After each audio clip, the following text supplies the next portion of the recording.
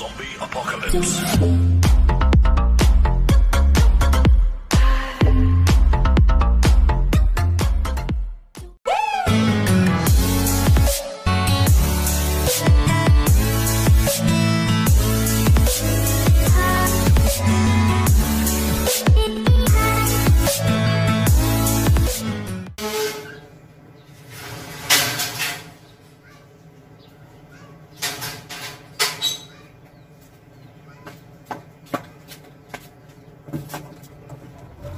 Hello! Magandang morning sa ating lahat.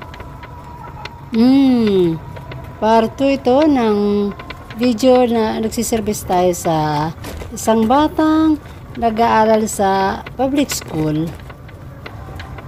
Malapit lang siya dito sa aming bahay. Kami sa likuran, sila naman ay sa unahan. Wala ka na nakalimutan?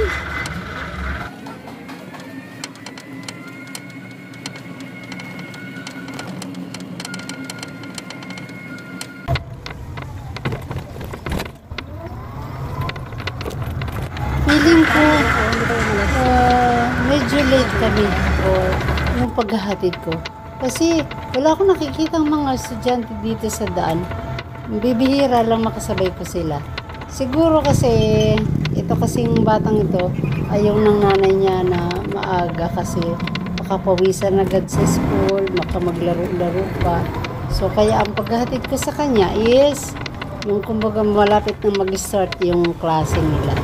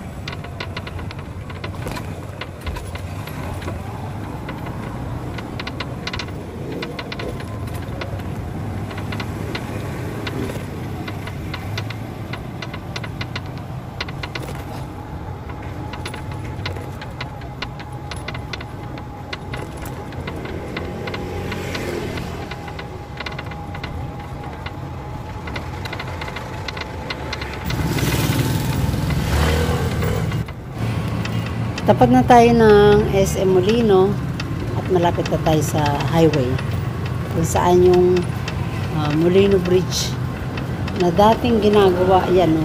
Sa may kaliwa na video, sinama ko nga itong video na ito dahil naalala ko yung time na yun na parating traffic sobra yan, no?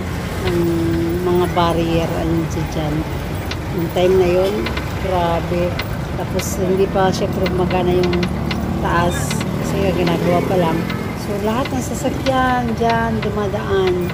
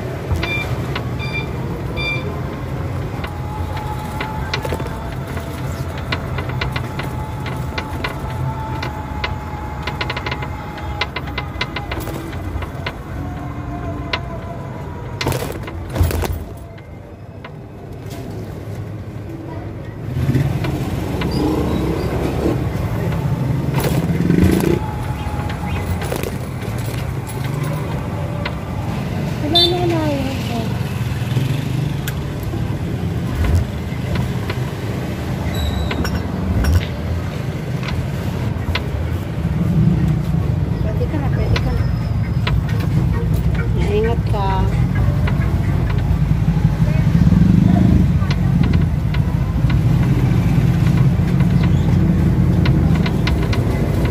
Hindi ka makalusot. Halika dito to. Halika. Hindi ka makalusot. Bye-bye. Ingat.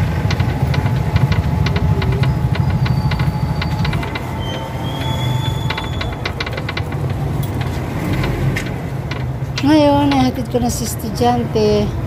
So, uwi muna tayo. At mamaya naman ang sundo mamayang paggabi na. Sa ngayon, may bibili muna ako sa isang grocery. Samahan muna ninyo ako. Ang ganda ngayon ng terrain ng ano eh. Molino Bridge. Ang ganda ng design. Tapos malinis tingnan. Ayan. Ngayon, kakaliwa tayo. Pasok na naman tayo sa City Home Subdivision.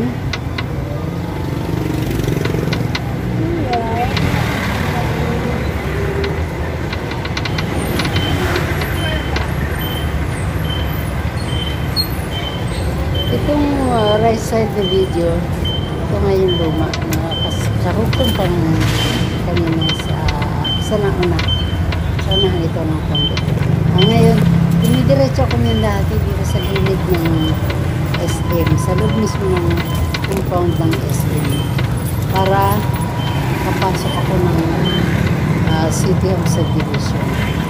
Kasi nga dito sa kaliwa, dati ang pangit ng daan, lubak-lubak ko rin dumadaan dun pagpabalik na, puro dito sa may SM. Tapos dito labas sa may gate, ito na gate na sa division ng City Homes.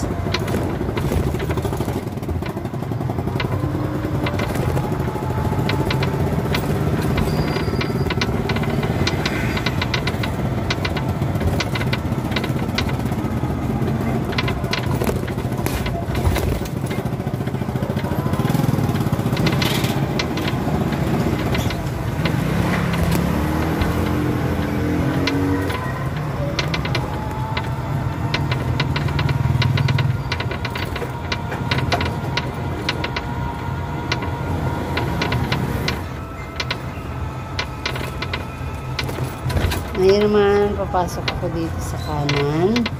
Kasi, yun nga, mayroon akong pupuntahan sa grocery.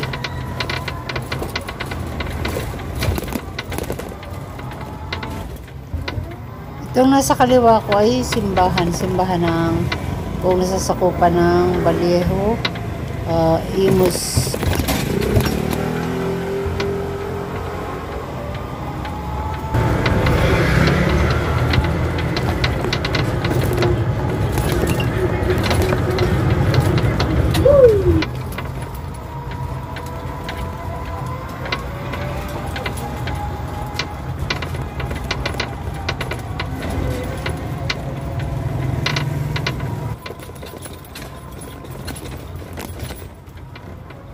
Meron ditong mini grocery. May bibilihin lang ako. Pero saglit lang. Hindi naman ako magbibideo dun kasi ang dilim din naman sa loob.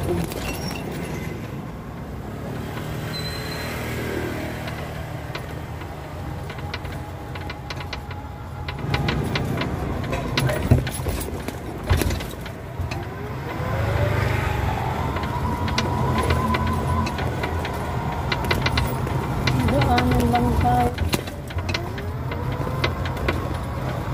Ito na yung mini grocery. Mini grocery.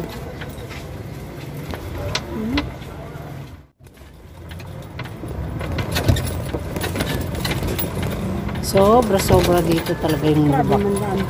Nakakapaaray. Kasi ang bagal ng usod ng sasakyan kapag ganitong daan eh. Yung mga nasa likod mo, bubusinahan ka talaga. Akaso, paano bibilisan yung hamis mismo? Ang laki ng bitak. Oh my God, ang tunog.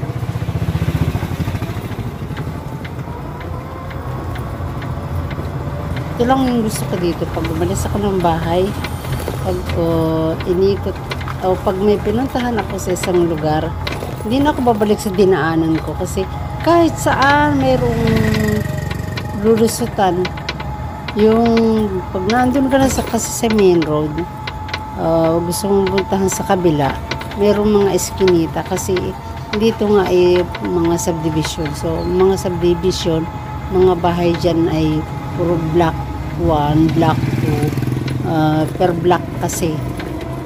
Kaya, madaling makapunta sa pupuntahan kasi merong lulusutan. Shortcut.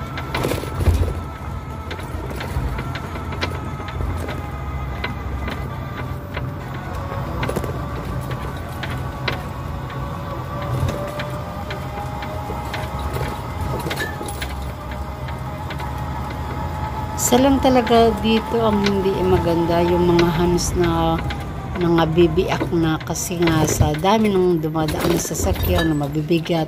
So, ang mga hams na puputol yung iba, hindi naman kasi sa gabal yung hams sa totoo lang. Pero, yun nga, yung problemang biak ka, nahihirapan yung gulong na sumampa sa may hams. Pero kung ang hams is maayos, kung walang biak, smooth lang siya. Tsaka may hams na sobra naman taas. Tapos may hams na maliit, mataas pa rin. Ang hirap nun. Naayos lang itong mga hams na ito kapag may eleksyon. Yan naman ang totoo, real talk. Malapit na ako sa bahay. Sa kadadaldal ko ay di ko na namalaya na andito na pala ako. So, mamaya naman susundo ako. Pero mga ilang oras pa yung makakahinga pa ako. So, ito na yung part ng buhay school service. Nag-i-enjoy naman kahit minsan ulanin, arawin. Ganun lang talaga ang buhay.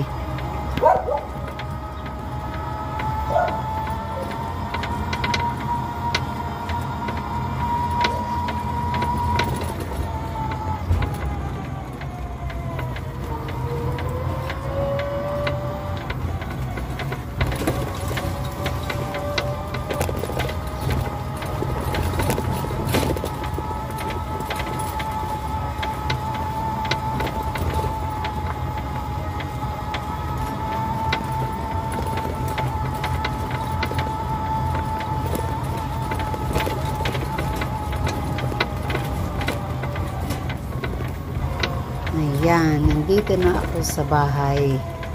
Guys, thank you for watching.